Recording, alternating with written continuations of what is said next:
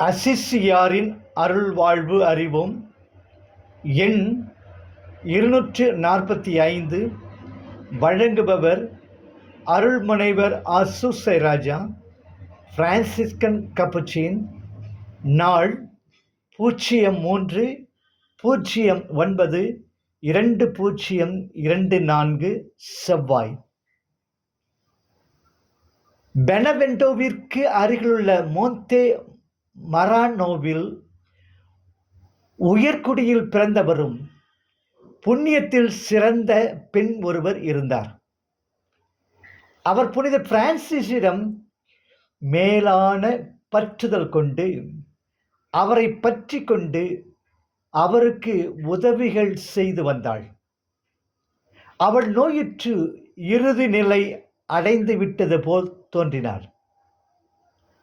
உடல் கொண்டவை செல்லும் அதே பாதையில் அவளும் தொடர்ந்து கொண்டிருந்தாள்.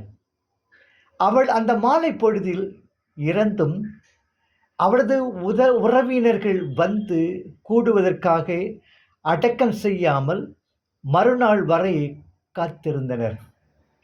இந்த இரவில் திருநிலையினர் கேனன்ஸ் திருப்பாடல் பாடி ஜெபித்து திருவிழிப்பு கடைபிடிக்க வந்தார்கள். அங்கு இரு பாலினரும் பெருமளவாக கூடியிருந்தனர். திடீரென்று எல்லோரும் காண அப்பெண் படுக்கையில் எழுந்து அமர்ந்தார். அசிசியாரின் அர்த்தமிகும் அருள்வாழ்வு. அழைத்தவன் அடியார்களுக்கு அற்புதமாக வரங்கள் கொடுத்திருப்பதோடு மற்றவர்களை மரண படுக்கையிலிருந்தும் விடுவிக்கிறார் என்று தெரிகிறது. போர்வை கொடுத்த பேகன் ஒருவன்தான் கொடைமடையன் என்றில்லை. போர்வை கொடுத்த பேகன் ஒருவர்தான் கொடைமடையன் என்றில்லை.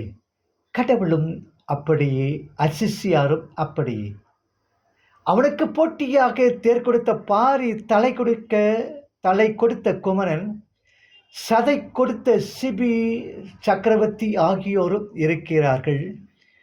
போர்வை கொடுத்ததும் தேரை கொடுத்ததுமே மடத்தனம் என்றால் தன்னையே கொடுக்க துணிவது முழு மூடத்தனம் இல்லையா? இல்லை.